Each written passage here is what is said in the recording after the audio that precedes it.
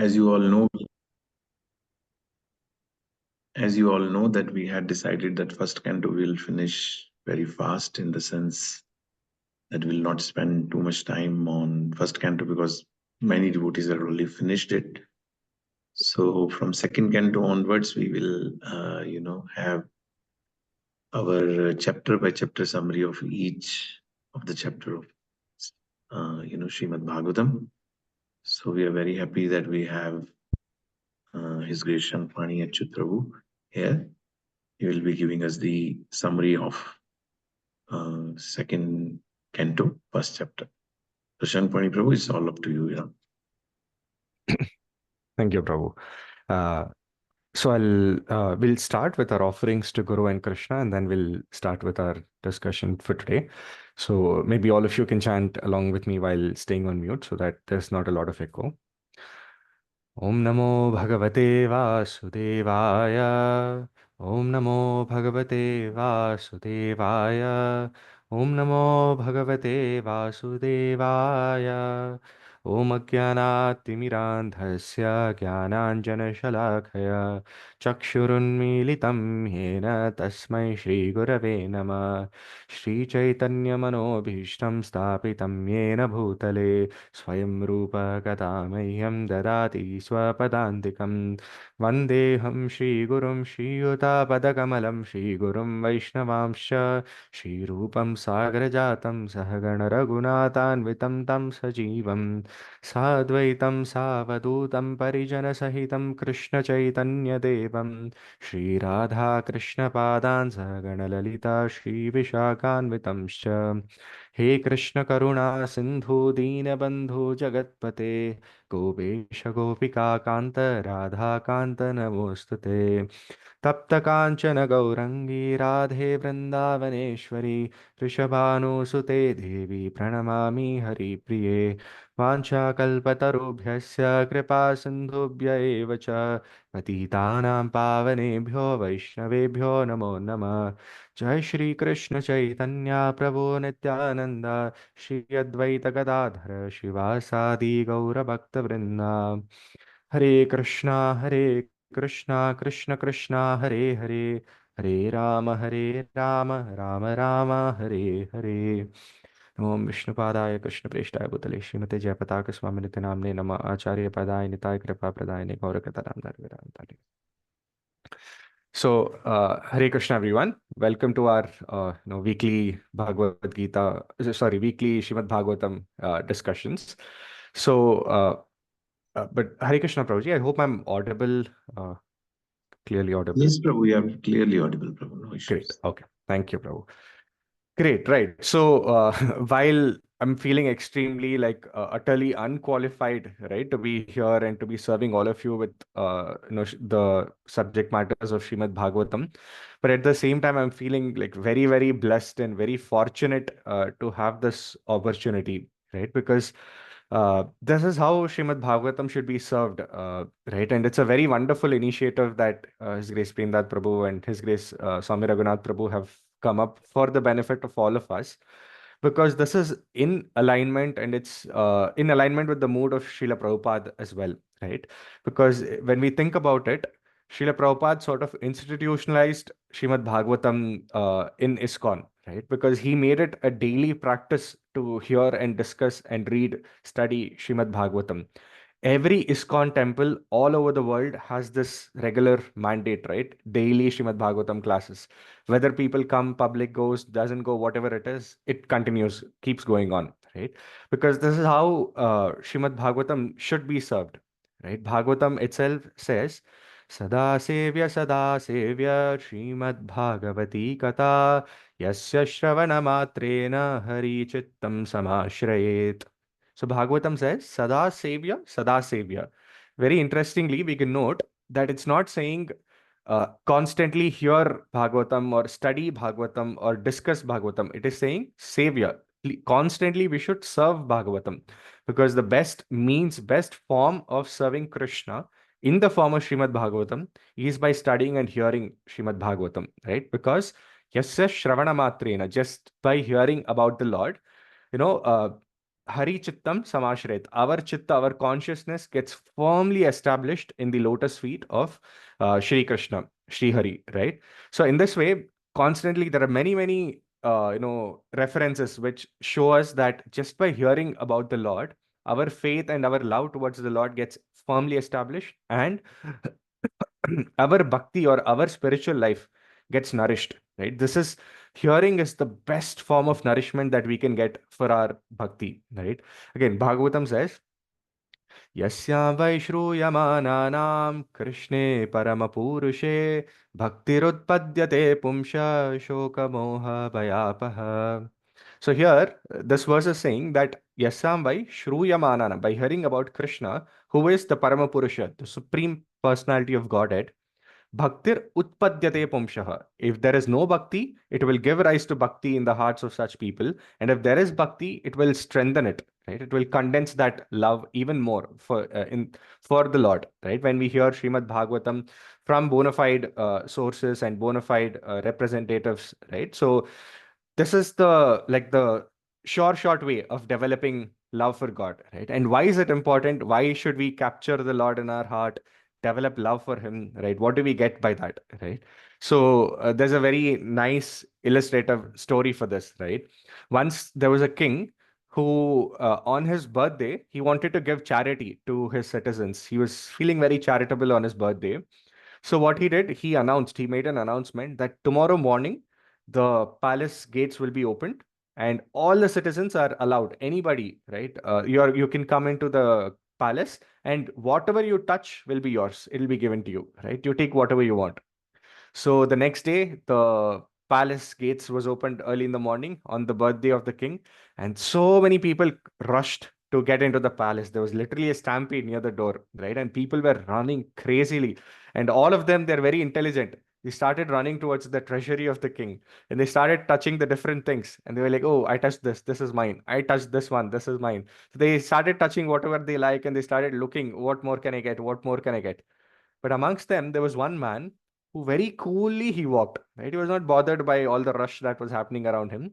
Coolly he walked up to the king, he touched the king, and he said, "Yeah, so the king is mine, and everything else here belongs to the king, so it all belongs to me, right? So now all of you can go back."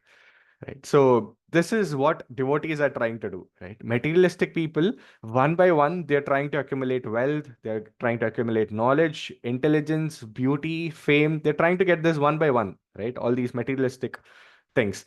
But we don't know how long it will take for us to accumulate these things one at a time. And we don't even know if we are destined to get all of these things or not in our life. But if we simply try to get Krishna into our life, everything else will follow by its own. Right? Prabhupada, repeatedly gives this example. If there's somebody who's a son of a very rich father, all the son has to do is be a faithful and obedient son. That's all. If he can just do that, naturally by progression, all the properties of the father will belong to the son, right? It will come to the son. He doesn't have to do any extra endeavor except being obedient and sincere, right? So in that way, our father, spiritual father, Krishna, is the supreme proprietor of everything spiritual and material, right? And all we have to do as devotees is try to aspire to have his love and loving service towards him, right? And how do we get that mood of loving service? By hearing about him. This is a very, very important means, right? And even in Bhagavad Gita, Krishna, very famous verse where he says, Satatam kirtayanto mame jana pari upasate tesham nityabhiyukta mam yogakshemam vahamyaham. So again, here the emphasis on Satatam kirtayanto mam. So you can see all the three verses that we discussed until now, it's not a one-time activity that we do it and we are done. We are like, okay, I'm done for this week. I'm done for this month, this year. It's over. Once in a Janmashtami, I'll go to the temple. I'll hear about the Lord's appearance. I'm delivered, right? It doesn't work like that. It's a constant activity. But if something is constant, we might have a doubt that who's watching me constantly, right? Because the devotees of the Lord, they watch us maybe once a week or twice a week when we go to the classes. So we can, just wear fancy dhoti kurta, tilak, and uh, act like a devotee once a week and get away with it. But here, Krishna constantly, the scriptures are repeating Satatam, right? Like constantly hear about me, constantly remember me, constantly serve me, right? So this constant part might confuse us that devotees themselves are watching me once a week. Who's this person who's constantly watching me, right? But when we go outside, right, in certain shops or malls, we would have seen this notice that you are under CCTV surveillance, right? Beware. So, which is to say that please act in an appropriate manner because you are being watched. As Jivatmas, we have to understand that we are 24 hours eternally under the CCTV surveillance, divine CCTV surveillance of Paramatma, right? Krishna, who's seated in our heart as Paramatma. And the only duty of Paramatma is to watch over us, right? And to protect us, no matter what form of life, what species of life.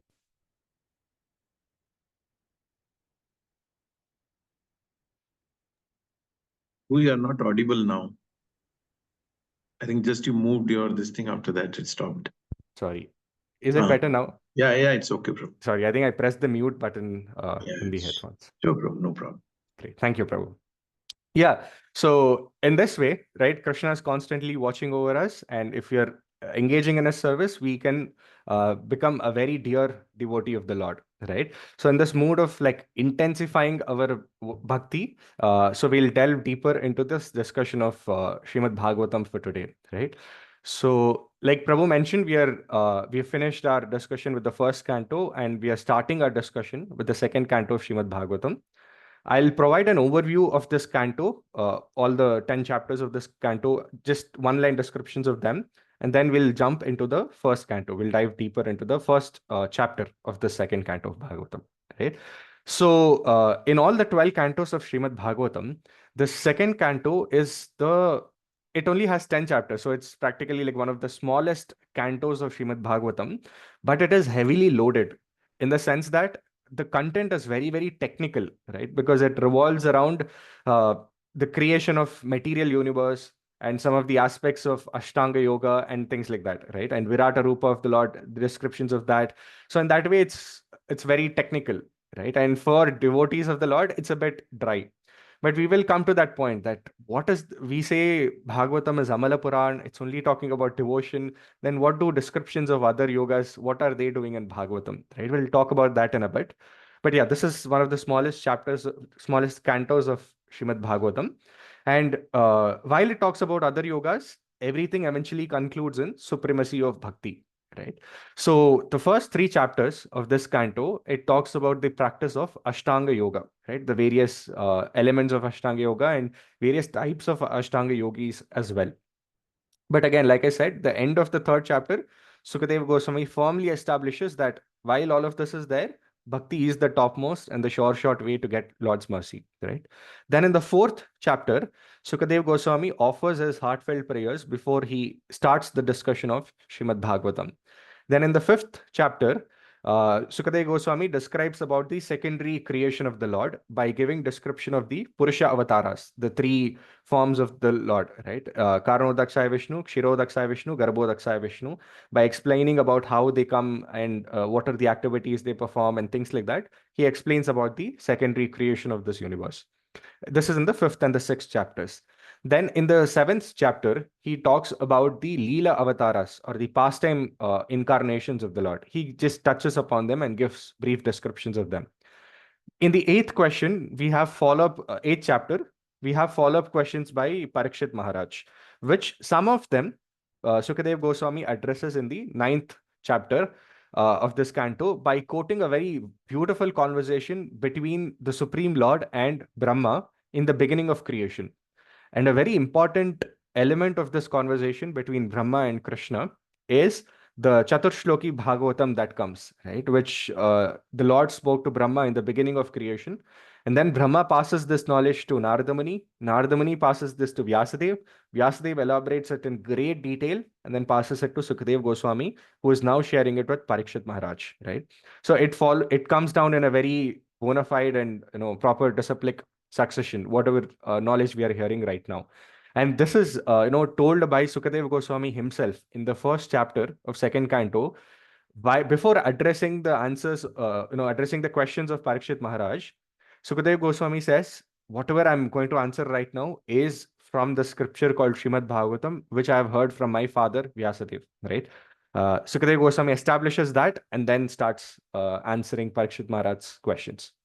So this is the 9th chapter, and the 10th chapter defines or talks about the 10 subject matters of Srimad Bhagavatam. Atra sargo visargascha sthanam poshanamutaya manvantarishanukata nirodho muktimashraya.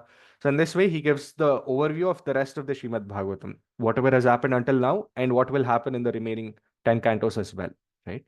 So this is like a broader bird's eye view of how the progression happens across the 10 chapters of the second canto. Now we'll jump into the first chapter of the second canto, right? And this chapter is titled as the first step to God realization, right? So we'll jump into this. Again, broadly, this chapter consists of 39 shlokas. The first shloka to 11th shloka, it establishes the superiority of bhakti, right? Especially the glories of hearing and chanting of Lord's holy name that is established by Sukadeva Goswami. Then 12th shloka to 14th shloka, he emphasizes on the point that the quality of life is more important than the quantity of life. It doesn't matter if you have a very long life, but if you are living uselessly, it's better to have limited time but use it in the best possible way. And he's telling this to motivate Parikshit Maharaj, who has limited time, and in turn, indirectly, like to all of us who also have limited time, right? Then from the 15th chapter to the rest of the chapter, 15th shloka to the rest of this chapter, which is still 39th shloka, Sukadev Goswami talks about the Ashtanga Yoga and how an Ashtanga yogi can achieve liberation. What are the gradual steps through which he can achieve liberation? So these are going to be the subject matters of our discussion today. So while a major chunk of it is going to be on Ashtanga Yoga, but still by Prabhupada's mercy, we are not going to feel the dryness, because all of it, most of it is going to be on bhakti only. This is the greatest gift that Prabhupada has given us, right? Uh, Krishna in Bhagavad Gita, Bhagavatam, and so many other places, he gives various options. And then he concludes by saying bhakti is topmost.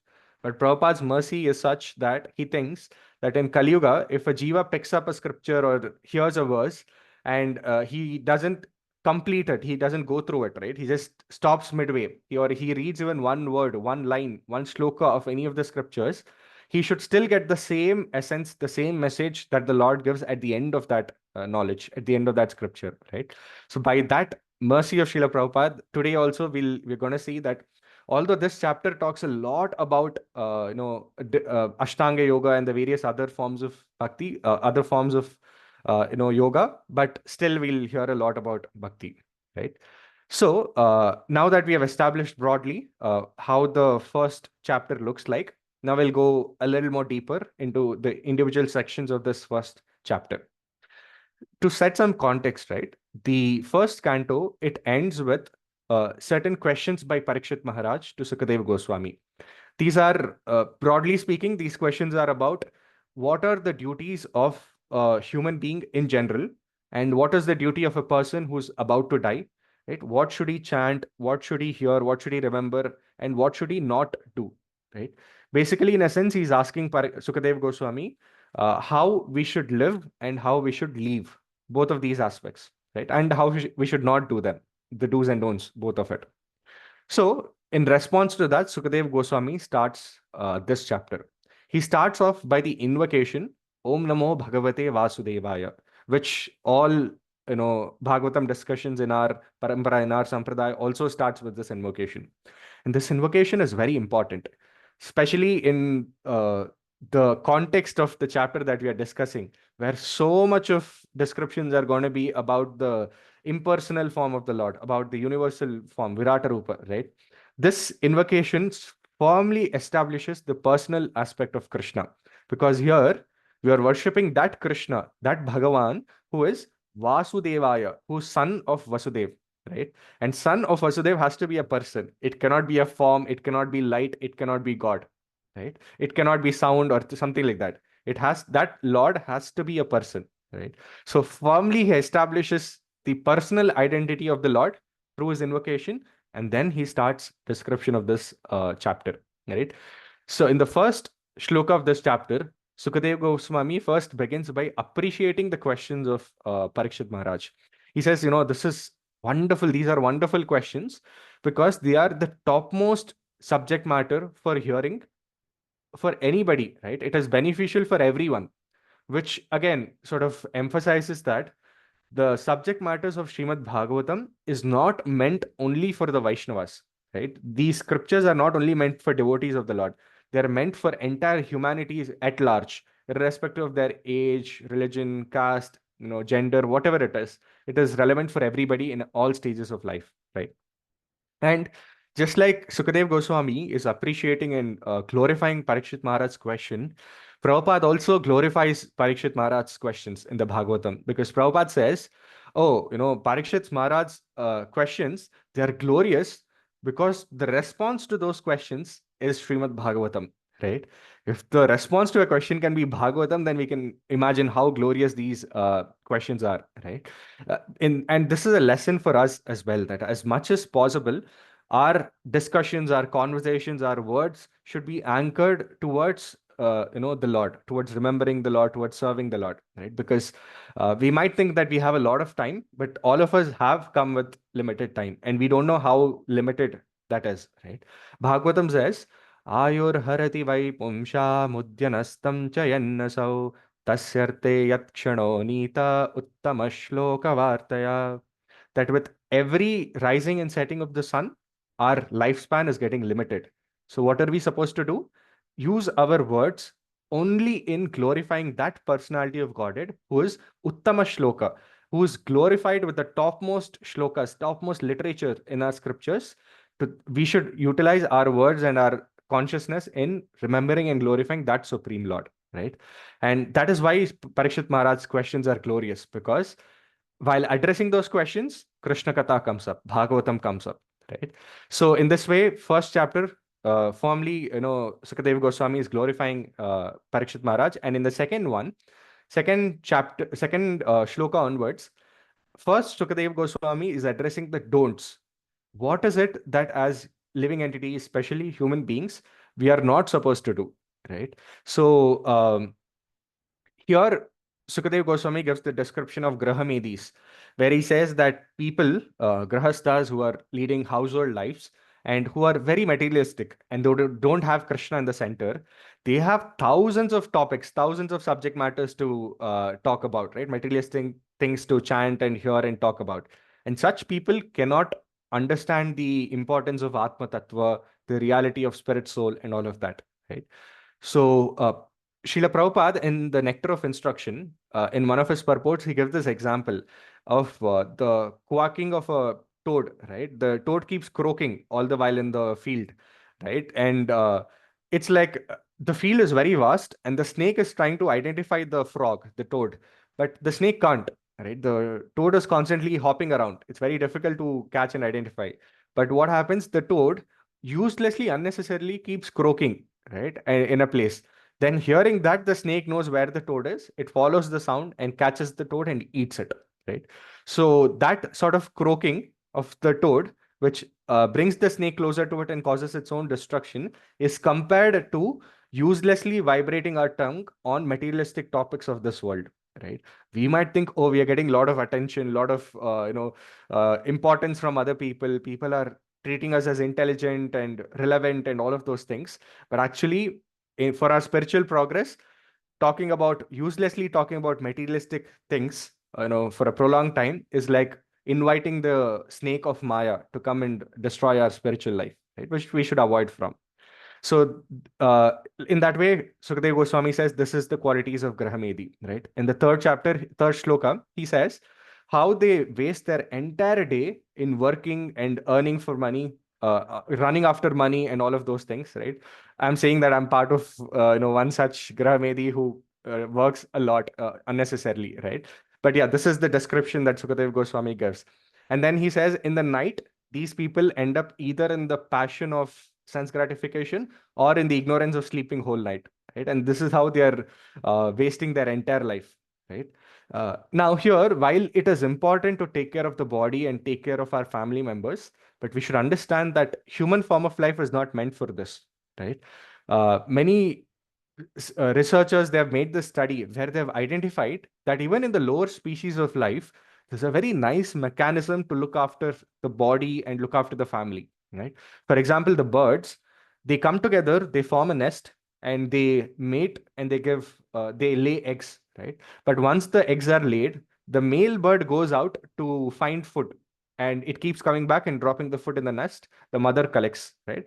But once the eggs hatches and the babies come out, all the eggs don't hatch in the same time. Some hatch sooner, some hatch later, like that, right?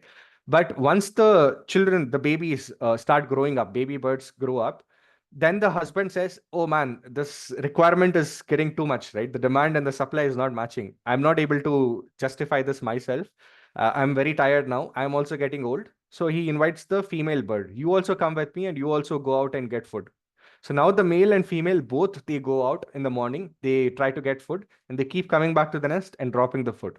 And when they drop the food, the elder sibling, elder baby catches the food because it's slightly taller, and it doesn't eat first. It will give to all the younger siblings, and whatever is left over, if it is left over, the elder will take care, right? The elder will eat that. So in this way, even in the lower species of life, where the intelligence is not very evolved, this element of taking care of our body and the body of our family is present, right? It doesn't mean in human form of life we neglect this, but it means that by doing this, we are not doing something great, right? We're doing something that anybody is doing, any species of life is doing. If you're not able to do that much also, we are worse than animals, right? But our goal should not be to just limit our activities, our entire life in, taking care of body and taking care of the family, right?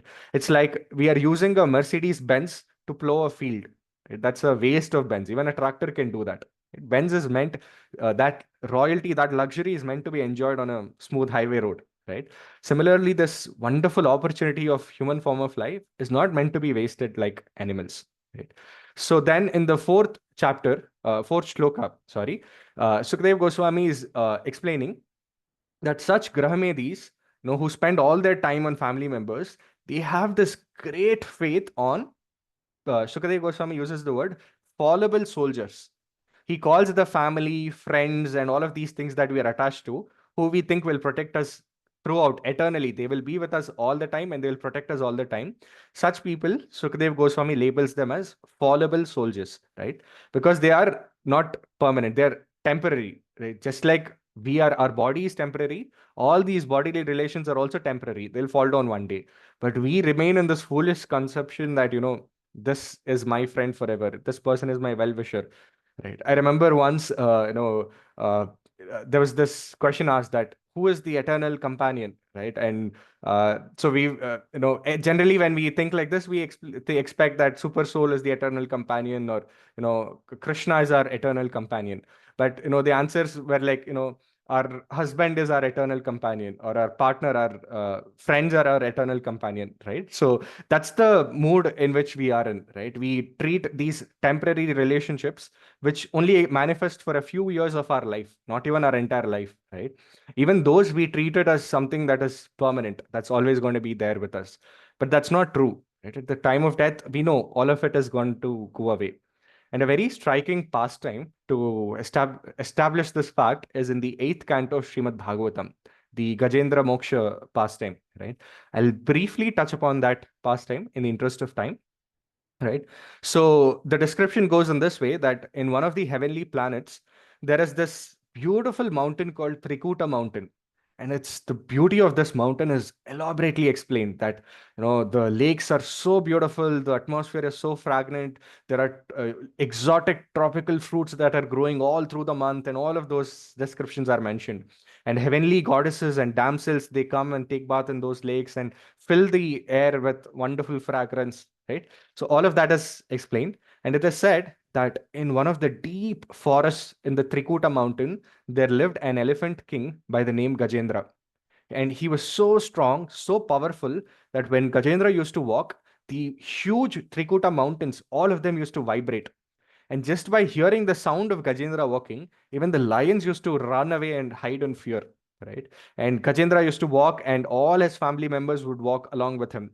And Gajendra was so much involved in sense gratification, being ignorant in the body of an elephant, right? Which is extremely exposed to sense gratification, extremely sensitive to sense gratification, right? So in that elephant form, Bhagavatam describes, water is coming down from Gajendra's eyes and mouth. It's dripping, saliva is dripping, but that saliva is also like an intoxicant, right? That is how engrossed Gajendra is in sense gratification. And then Gajendra, after going around in the forest and all of that, right, he gets tired and he goes to a lake, a very beautiful lake where golden lotuses are blooming and the water is crystal clear. So Gajendra goes to that lake, quenches his thirst, then he fills his trunk with a lot of water and sprinkles that water on all his children, wives, family members, right? And they're all very happy. So in this way, there's a very loving exchange that's happening. Then he invites them, you also come over, let's enjoy, right? But then, unfortunately, there's a crocodile which comes and catches hold of Gajendra's leg, right? And we know this pastime well, right? And then Gajendra is trying very hard. Initially, the family members, they're trying to hold Gajendra and pull him out, but they realize after a while that this is not possible. Then Gajendra is pleading each one of them, every one of them, right? And then nobody is able to help. And with time, after thousands of years, Gajendra is growing weaker and the crocodile is growing stronger because all of Gajendra's strength is on the land. That's his natural habitat. In water, the natural habitat is of the crocodile, not the elephant, right? So he's getting weaker. And then he realizes that, okay, there's all of this is vain. Whoever I thought will protect me at the time of death are all standing there looking at me helplessly, right? They're not able to do anything. And some of them have walked away. They've given up and they've gone back. There's nobody else even standing here, right? He gets that realization. And then he offers prayers, right? He offers prayers saying that, these same people I thought who will protect me, right? Forget about my wives and children. Even the strong male elephants, they are also unable to help me. They are also not able to do anything, right? And then in offering all of these prayers, he remembers one particular passage or one set of prayers that he learned in his previous lifetime as Indradumna Maharaj. And he offers those prayers to the Lord. And the moment he offers those prayers, in all of his pain and agony and crying, from the corner of his eyes, he sees that the Lord Narayan, he's coming down in the sky, seated on his Garuda and with the Chaturbhuja, Shankha Chakra Gada Padma to save him. The moment Gajendra sees this, he tries to offer something to the Lord. He doesn't get anything. He doesn't have any boga or arati to offer there. Right? So he picks up a lotus that was there in that lake. He picks it up high into the air and he offers that lotus to the Lord. The Lord becomes very happy. He accepts that lotus. Again, there are many lessons for us to learn in each of these phases, each of these aspects, right? For example, when Gajendra was in that situation and he had darshan of the Lord, he didn't say that, oh Lord, you free me from this situation. I will go out and I will pluck the best of the fruits and best of the flowers and I will give you. He didn't do that. Whatever in that situation, whatever he had, the best he could do, he did that to the Lord, right? And the Lord accepted that wholeheartedly. And then the Lord comes down, pulls out Gajendra along with the crocodile, then with his Sudarshan Chakra, cuts the head of the crocodile. And then the soul from the crocodile comes out, who was actually King Huhu. He was a king of the Gandharvas, and he was cursed by Devala Rishi because once while taking bath in a lake in the heavenly kingdoms, uh, King Huhu, like without his knowledge, he had pulled the leg of Devala Rishi, who was doing his puja there, and Devala Rishi fell down. So he had cursed Huhu that you're catching hold of my leg and pulling me. I curse you to be a crocodile. But then when King Huhu remorsefully asks for forgiveness, he blesses that no, when at the time you will be delivered, the Supreme Lord will come and he will deliver you. Don't worry. Right? So King Huhu gets his original position and goes back. And this Gajendra also prays that now that I'm delivered from this agony, I don't want to lead this ignorant life in this elephant body. Please relieve me of this material and existence and liberate me. Take me back to your spiritual world. And Krishna blesses and he takes back Indrajamna, right, who was that Gajendra. So that Indrajamna Maharaj, he takes him back to the spiritual world, right? So in this way, whatever little he had done in the previous life, that is what got carried on, right? Nothing else got carried. None of his knowledge. He was a king in the previous life of Pandya region in South India. Then Indradumna Maharaj went to the Malaya hills and he was meditating there. But he got cursed by Agastya Rishi that, because Indradumna Maharaj did not give a warm reception to Agastya Rishi, he did not welcome him. So Agastya Rishi cursed him that you are dumb and ignorant like an elephant, I curse you to be an elephant, right? So Indradyumna Maharaj lost everything. He lost his royalty, he lost his kingdom, he lost his family members, everything he lost. The only thing that carried with Indradyumna Maharaj is the little bit of bhakti that he had done, the little endeavor that he had taken to go closer to the Lord. And that's what comes with us, right? Uh, I remember when I was giving my exams in CBSE, we had different questions. Some were easy questions, which were for lower marks. Some questions in the board exam were called HOTS, HOTS, which are called as high order thinking skills. And if you answer those questions correctly, you get more marks, right? So this is how Krishna tests us. If you're coming to the association of devotees, you're sitting in the temple, very favorable environment, and you're hearing about me, you're remembering me, you get 5 marks, 5 points. But if you're in your house, you're in a very terrible condition, you're outside in the material world, the situation is very, very provocative. Still, you hear about me, you surrender to me, and you remember me. Okay, 15 points, extra points, right? So in this way, Krishna keeps collecting our points, keep accumulating our credits, and at the time when we need them, we might not know that we have all those credits. We have committed all those sukriti, but Krishna will come and bless us. He'll give that to us, right? So I'll go a little faster from here in the interest of time. But in second shloka to the fifth shloka, Sukadeva Goswami establishes what we are not supposed to do. And now in the fifth shloka, he gives the answer of what we are supposed to do, right? He says that we should chant, hear, and remember Lord's name, right? And one who's engaged in these blissful activities will go back to the Supreme Lord, right? And in the sixth shloka, he says, irrespective of what path we choose to go back to the Lord, anybody who remembers Lord Narayan at the end of his life he has perfected his human form of life, right? Etavan Sankhya Yogabhyam Swadharma Parinishtaya Janmalabha Parapumsham Ante Narayana Smriti. So whether it's Sankhya Yoga, Jnana Yoga, Ashtanga Yoga, Bhakti Yoga, whatever, if we are able to do Ante Narayana Smriti, then that is the perfection of human form of life. Then in the seventh shloka, he says, the proof to this fact is so many transcendental elevated sages just by practicing this simple process have got liberated. They have achieved perfection. And in the eighth shloka, he says, why to talk about so many other people? I myself have got perfection just by hearing about the Lord. I was a Mayavadi, I was a transcendentalist who was absorbed in the formless identity of the Lord. But by hearing about the Lord's pastimes and Lord's qualities, my heart transformed into completely getting absorbed in the personal form of the Lord. Right. So Sukadeva Goswami gives his own example. Then in the ninth shloka, he talks about the falashruti of hearing Srimad Bhagavatam. That anybody who hears it gets unflinching faith towards the Supreme Lord. Then in the 10th shloka, he mentions that Harinam Sankirtan is the topmost anga of bhakti, topmost element within bhakti. Bhakti is the topmost path of self-realization, of God realization. And within bhakti, chanting of Lord's holy name is the topmost. And this is the conclusion of all the transcendental sages. So then in the 12th shloka to the 14th shloka, he gives encouragement to Parikshit Maharaj. That Parikshit Maharaj, don't think that you have just 7 days. How can you achieve something that sages have taken thousands of years to achieve? It's not how it works. And he gives the example that you at least have 7 days. But there's a king called Katwanga Maharaj. He had one muhurta, right? He just had a very small period of time. So this Katwanga Maharaj spent his entire life fighting on behalf of demigods, devatas, against Rakshasas. And after making the devatas victorious, the devatas were very happy and they asked him, we'll give you any blessing you want. Ask us, what do you want? So Katwanga Maharaj said, I just want to know how much time do I have? Right? It's a very dangerous and very brave question to ask. Right. I remember there was this software when I was young, which used to predict how much time is left in a person's life, right? I don't know what was the algorithm and things like that, but it was not very successful because nobody wants to know how much time we have left. We don't want to think about that, right?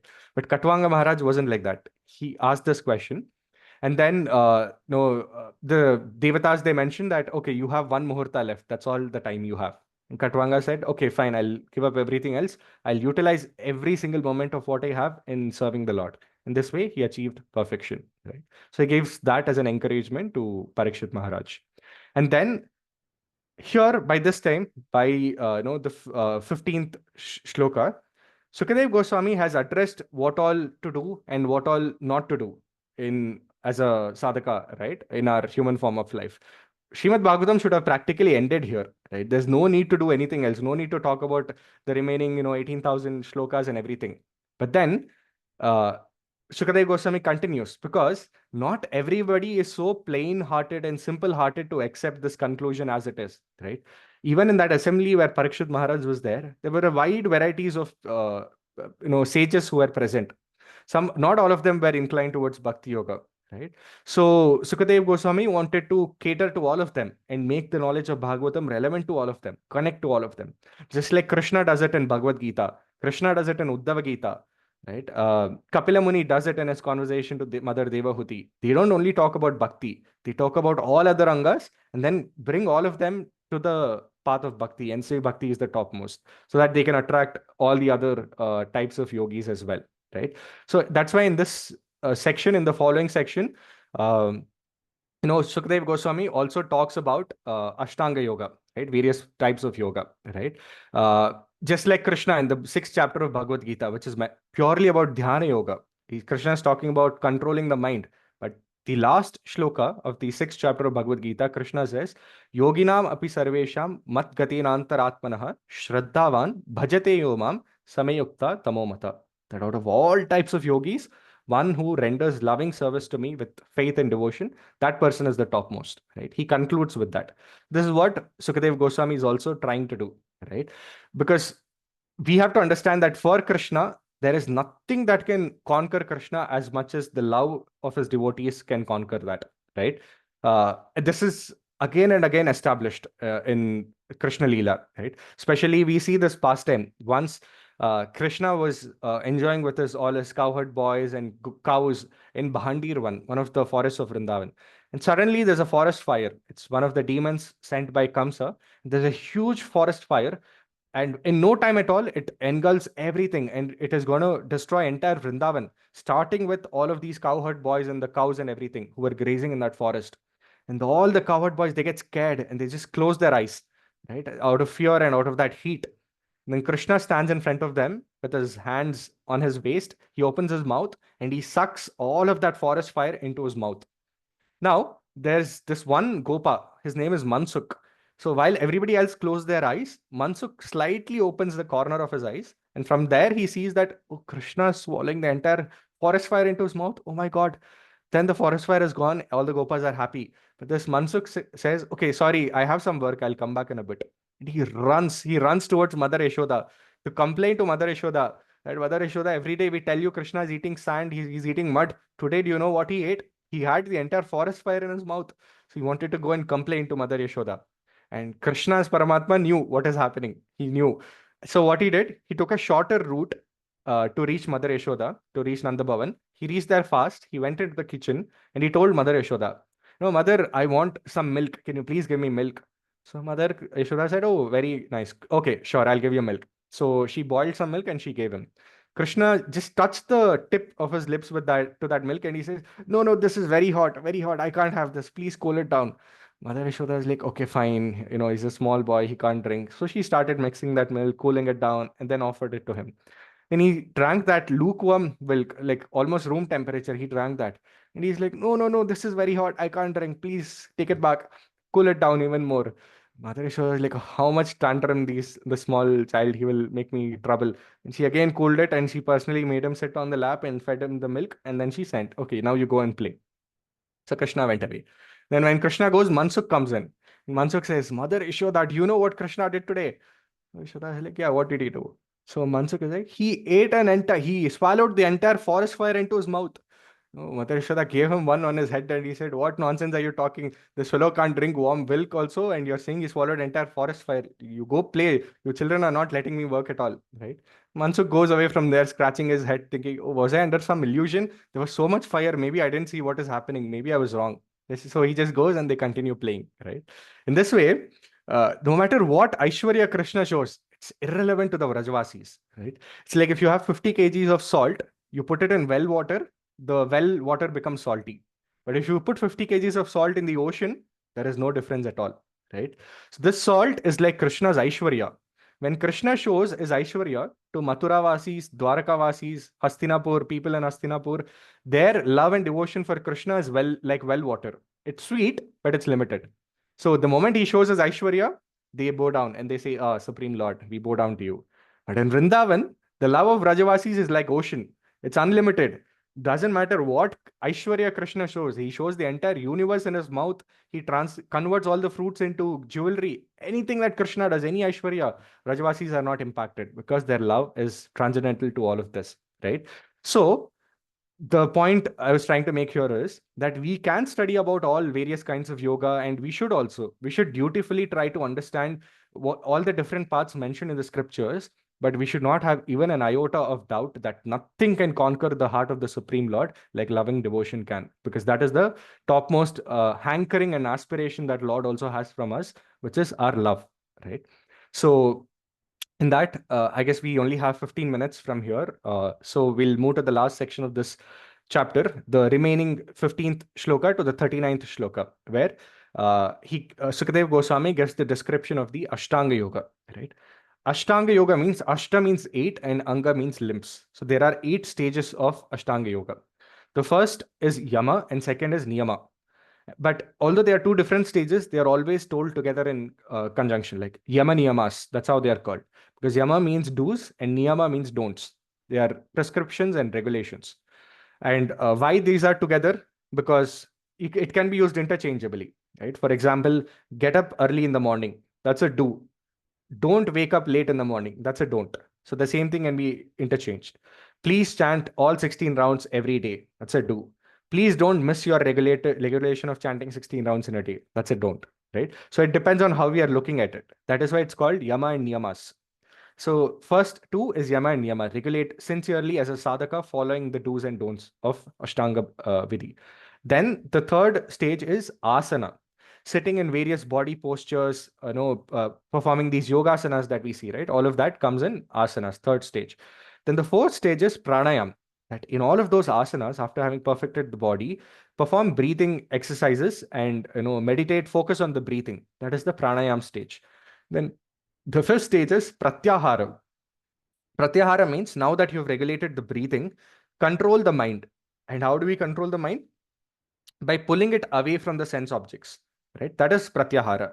Now in pratyahara, okay, we'll come to that in a bit, right? Pratyahara is about withdrawing from sense gratification, withdrawing the mind. Then you have dharana.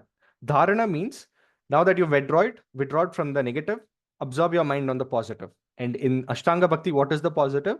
The materialistic form of the Lord, right? The impersonal form of the Lord. So dharana means meditation on the overall Lord's form. But in dharana, there are two ashrayas. They are called dharana ashrayas. What it means is, uh, Ashtanga yogis who have reached the stage of dharana, they have two diverging paths here. Those yogis who were able to do pratyahara very nicely, renounce materialistic desires, and they have completely renounced materialistic desires, they take up for them, the dharana ashraya is the Paramatma, the Supreme Lord who's seated in the heart. But those Ashtanga yogis who have not still been able to let go of material desires, their thinking and their conception is still in the material world only. It's not able to go to the spiritual world. For such yogis, they absorb their mind on the material form of the Lord. Now, Krishna's form is Sachidananda Vigraha. It is supremely spiritual.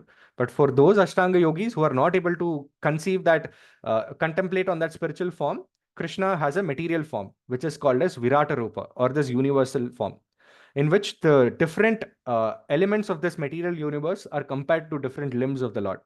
The planetary systems are compared to the different body parts of the Lord. The mountains are compared to the bones. The hair is compared to rain-filled clouds. Like that, there are different elements of this universe which are compared to the body of the Lord. And by contemplating on those elements of the universe as the body of the Lord, that is how they worship on the Lord's form. This is for the lower section of Ashtanga yogis who were not able to relinquish materialistic desires, for whom their dharana ashraya is Virata Rupa. But for elevated Ashtanga yogis, their dharana ashraya is Paramatma in the heart. But then dharana is the sixth stage. After that, then the seventh stage is dhyana, where they intensify their meditation on the Lord. In the sixth stage, dharana stage, they fix it. In the seventh stage, they intensify. What in devotee circles we call it as boiling the milk, right? So they start doing that. They intensify it, and they focus on every limb of the Lord. And finally, in the eighth stage, in this meditation, they enter into samadhi, which is transcendental trance. And then from the top of their head, the spirit soul leaves the body and it goes to the higher planets, highest destinations, the highest of which can be Brahmajyoti, right? The effulgence of the Lord.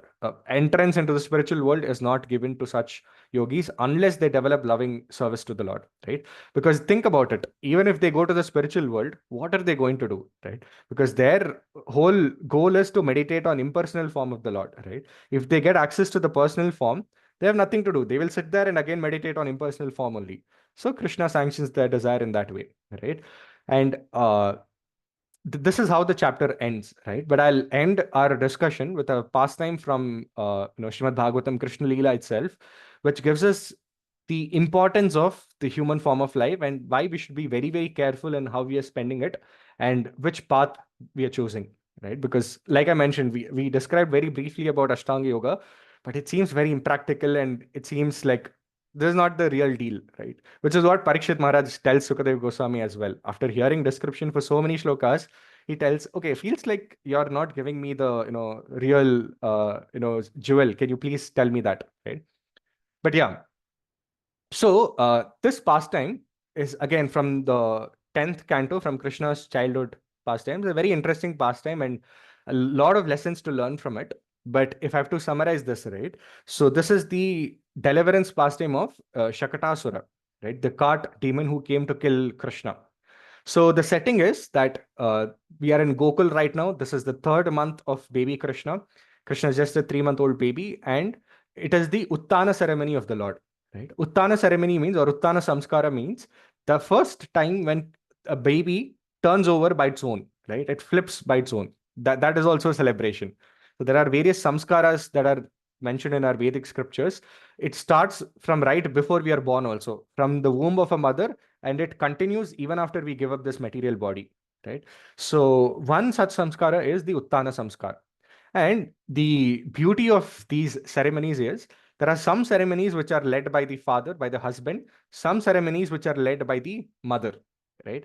Uh, 3 months before, the day after Lord had appeared in the Nandotsav, right? That was the Utsava, that was the celebration where Nanda Maharaj was in the forefront. He was leading, and Yashoda Maya was assisting, and everybody else were assisting Nanda Maharaj in doing Abhishekam to the Lord. But now, 3 months later, in the Uttana ceremony, this is the ceremony where mothers are supposed to be in the forefront. So Yashoda Maya is serving Krishna, and she is leading everything, all the arrangements, and Nanda Maharaj is assisting Mother Yashoda. So in this way, very harmoniously, beautifully, the Grahastha ashram and the entire community used to live with each other, right? So Mother Yashoda is very, very happy, right? Obviously. And this Uttana ceremony happened to overlap the appearance nakshatra of the Lord, the Rohini nakshatra. So she's extremely happy. And the Garga Samhita, it explains uh, very elaborately how Krishna was looking very, very beautiful. He was dressed in blue color clothes. Mother Yashoda had put him in blue color clothes and beautiful jewels. And Mother Yashoda was holding baby Krishna and standing there, and she was looking like a goddess. She was very beautiful, very happy, very effulgent. And she was giving charity. In one hand, she was holding Krishna. The other hand, she was welcoming the Brahmanas, welcoming the guests, and giving them gifts and charity. And she was giving them so much charity. It is Sukadev Goswami mentions that Yashoda Maya was extremely charitable that day, right? And we can imagine generally when we are happy, we also give out a lot. But this is Mother Yashoda. Suniti in the fourth canto Srimad Bhagavatam, the mother of Dhruva Maharaj, Suniti, she tells Dhruva Maharaj that, I have love and care for you, but I'm just one mother. The Supreme Lord Krishna, he has the hearts of millions of mothers put together, right? Now, if Krishna has the heart of millions of mothers put together, what to think about the mother of Krishna, right? How much more compassionate and charitable she would be. So she's just blessing the Brahmanas with everything that she can. She's giving charity abundantly and asking each one of them to bless her son, Krishna. In doing all of this, they bathe Krishna. And then after giving bath to Krishna, Krishna starts feeling sleepy. So Mother Yashoda thinking, okay, I have to lead all of these arrangements and I have to welcome all the guests. I'm not able to do that with Krishna sleeping on my hand, right? I'll put Krishna to sleep comfortably and I'll come take care. So she finds a place to put Krishna to sleep. But the whole house is packed with Vrajavasis and guests. So she goes to the backyard, and there she sees that there's a cart, hand cart. And on the hand cart, Vrajavasis have put lot of utensils and heavy items on top of that cart. So she thinks, okay, under this cart is a very comfortable place. There is shade. So she puts Krishna under the cart. She also sleeps with him, pats him to sleep. And then once he's fully asleep, Mother Yashoda gets up, goes away, and she starts taking care of all the arrangements that is required for this ceremony. Now Krishna is lying down under the cart. And then one of the demons of Kamsa, sent by Kamsa, called Utkaja. So this Utkaja demon comes, and this Utkaja is a ghost. He's a ghost demon in the sense that he has a subtle body, but he doesn't have a gross body, right? So subtle body, they have desires, but they don't have a body to fulfill that desire. They don't have a medium to fulfill that desire. So what they do, they enter into the gross body of other living entities, right? But in this case, Utkaja did not enter into another living entity, but he entered into this cart, hand cart, right? And the plan is that this heavy hand cart, I will enter into it and I will crush the baby who is sleeping under it with a heavy weight on top so that I destroy this baby, right? So when this Utkacha demon entered into a cart, which is called Shakata, he became Shakatasur, right? So as the moment that the cart demon entered, the ghost entered the cart, this demon entered, Krishna opened his eyes and Krishna started crying for Mother Yashoda loudly. Mother Yashoda is not, where will she hear Krishna who's lying somewhere in the back, courtyard, and Mother Yashoda is taking care of so many people, so many arrangements. She was not hearing. So babies, uh, when they're not heard, as soon as they wake up, they want the mother to be near them. When they're not heard, they start rolling around their hands and feet and everything, right? So Krishna does that. He's kicking his hands and legs and everything, calling out for Mother Yashoda, right? And when he does that, the tip of his toe touches the cart. That's all. Small baby, 3-month-old baby, the tip of the toe touches the cart. The cart goes flying into the air. Like you can, the closest imagination I can think of is like how in a Rohit Shetty movie, right? Like how some of these movies where thousands of cars they just go banging into the air, right? Like that, the entire cart goes up into the air. All the utensils, everything goes up into the air. The cart gets crushed into pieces, and interestingly, the cart and the utensils, when they go into the air, they don't fall back on Krishna. Krishna, his touch was so powerful that they topple over and they fall all around Krishna. And the entire cart is dismantled, the utensils are dismantled, everything is lying around. And then all the Rajavasis come running. Oh my God, what is this? What is this huge noise? What happened? And then Mother Yashoda comes running. So, our acharyas, they say that there are many reasons why Krishna did this. One is obviously to deliver Shakatasur, but the other reason, very sweet internal reason why Krishna does it is he's trying to call Mother Yashoda with his mouth, but Mother Yashoda didn't listen. So he calls Mother Yashoda with his feet, right? Because Krishna, Brahma Samhita, Brahma explains, Angani yasya sakalendriya vrittimanti pashyanti panti kalayanti chiram jaganti आनंद चिन्मय सदुज्ज्वल विग्रहस्य गोविंदमादि पुरुषं तमहं भजामि. So it says that every limb, every sense of Krishna does the function of every other limb, right? So it's not that Krishna can call only with his mouth. Here is showing Krishna can call with his toe also. So this is one way of him calling his pure devotee Mother Yashoda. But anyway, this cart is broken into pieces, and from inside that, this demon Utkaja comes out, and now he's completely purified. He gets a spiritual form. He offers obeisances to the Lord, and a special vehicle comes from Goloka Vrindavan with hundreds of horses. A golden chariot comes. Utkaja is seated on that chariot, and royally he's carried back to Goloka Vrindavan. Right? Now, this might raise questions in our heart, and I know we are running out of time, so I'll be very quick in wrapping this up. Right? So this might raise questions that why did a demon get liberated in such a grand fashion, right? Who was this demon? So this demon Utkacha in his previous life was the son of Hiranyaksha, right? So this Utkacha had a very huge, magnanimous, powerful body. He was very proud of his body. One day he went to the ashram of Lomasa Rishi and started uprooting the trees there, just for fun. So Lomasa Rishi got very angry and he cursed Utkacha that you are so proud of your body and you are misusing your body. I curse you that you will not have a gross body. You will become a ghost and you will roam around in subtle body, right? And then Utkaja becomes very remorseful, and he asks for forgiveness, that, I'm very sorry, please forgive me, right? And then the Lomas Rishi blesses him that, okay, now we are in Vaivaswata Manvantara, but in the next Manvantara, Chakshusha Manvantara, Krishna will come himself, and the touch of his lotus feet will give you liberation. That lotus feet, which is aspired by the greatest of transcendental yogis, you will get the benediction, the touch of that lotus feet. And by the mercy of Lomas Rishi, Shakatasur or Utkaja gets association of Lord's lotus feet, and he gets liberated, right? Now, the lesson for us to learn here is that Utkaja misused his body, and he was forced to live a very low life as a ghost, and he was ripped from his human form of life. That was snatched away from him.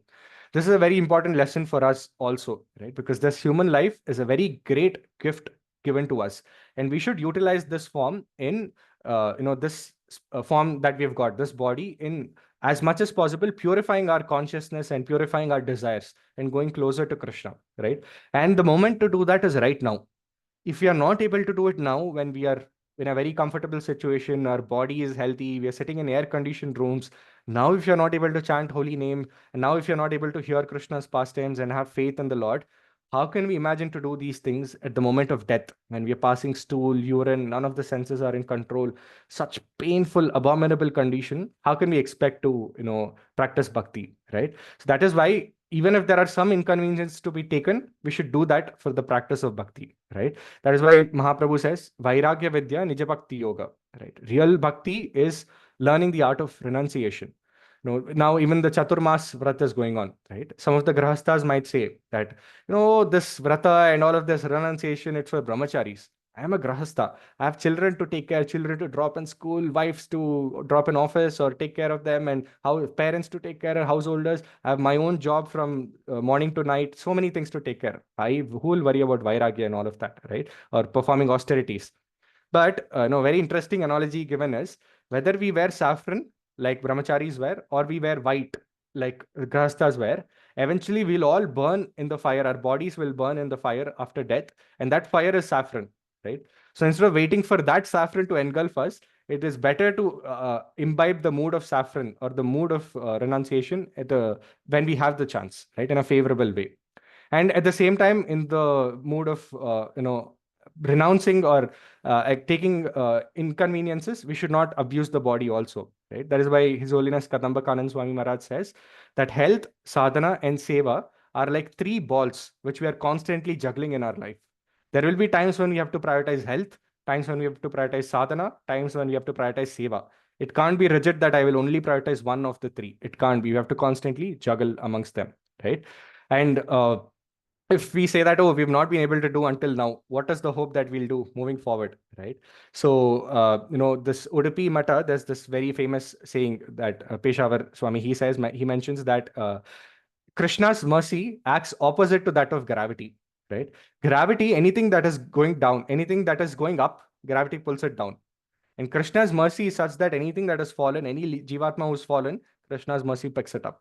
So it doesn't matter how we've led our life or how we've led our journey as a soul until now. If we're able to sincerely serve the Lord and worship Him in the mood of devotion, Krishna will surely pick us up, right? And we can learn a lot from the gopis of Vrindavan. And probably just one thing that I'm remembering, and I'll end with this, that when Uddhav goes to Vrindavan to try and convince gopis with the message of Krishna, that don't cry like this. There's no point in crying. Just engage your mind in meditation of the Lord, right? Study the Shastra, study the scriptures, and in that knowledge, you will be connected to the Lord. You don't have to cry like this for Krishna. So he goes thinking, oh, I have this knowledge from Brihaspati. I will go and bless the Rajavasis with this knowledge. He goes, meets different people, but when he meets the gopis, he gets mind boggled because he tells them, meditate on the Lord. And the gopis are saying, Uddho Manana Dasabis, right? They're saying, hey, Uddhav, we don't have 10 or 20 minds, right? In fact, it's a very beautiful prayer where they sing, Uddho Manana Bhayo Dasabis, एक हुतो सो गयो श्याम संगे को अवराधईश ओधो मनना भयो das बीस. So they're saying that Uddhav, we don't have 10 or 20 minds. Eka hotoso. There's only one mind that we have. Gayo Shama Sanko. We attach that mind to Krishna, and the day Krishna sat on the chariot of Akrura and left Vrindavan, our mind left along with him. So, ko avaradhai isha. Now, how do you expect us to meditate on the Lord when we don't have our minds only with us, right? So that is the mood with which Vrajavasis, they served Krishna. And hearing that, Uddhav gets flattered. And he realizes none of the knowledge he's accumulated so far is comparable to the love that the gopis of Vrindavan have. So with that, I'll just end this discussion with a conclusive sort of message that whatever opportunity we have in this human form of life, if we utilize that to develop some amount of love and affection towards Krishna, even if we don't end up perfecting it, it doesn't matter. Like Gajendra, Krishna will take care of us to save us at some point in time, right? It's up to him when he wants to save us, but from our side, we can keep putting that endeavor. So with that, we'll wrap up our discussion for today. Grantraj Srimad Bhagavatam ki jai. So any questions, or I don't know if you have time for questions, but we can take up questions if anybody has. Okay. Any questions, any comments or corrections?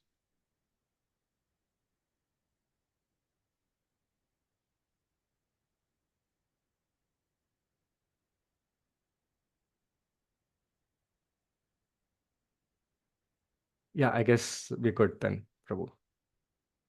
Okay. Yeah. So thank you so much, Prabhu, for your wonderful session. I know, as you were saying, that second canto is going to be difficult at some stages for all of us, because it's very, very, very philosophical. But as you made it very interesting today by making us so many pastimes of the Lord within the story and Shakadasur and all that. So that's how the sweet is Srimad Bhagavatam. That even if there are some tough topics, which with maybe our limited ability, we may not be understand the essence of those high topics. But then Lord's pastimes give us so much, we can learn from this pastimes, sweet pastimes of the Lord. So thank you so much, Prabhu, for this wonderful session. And your sessions are always, we look forward to. So we will, maybe after a few weeks, we'll hear you again, hopefully. So thank you so much for your valuable time, Prabhu, and giving us such beautiful insights into Srimad Bhagavatam. Thank you so much. So I request everybody to unmute yourself and chant Hare Krishna Mahamantra for the expressing our gratitude to Sankhapani Prabhu and praying for his spiritual, growth.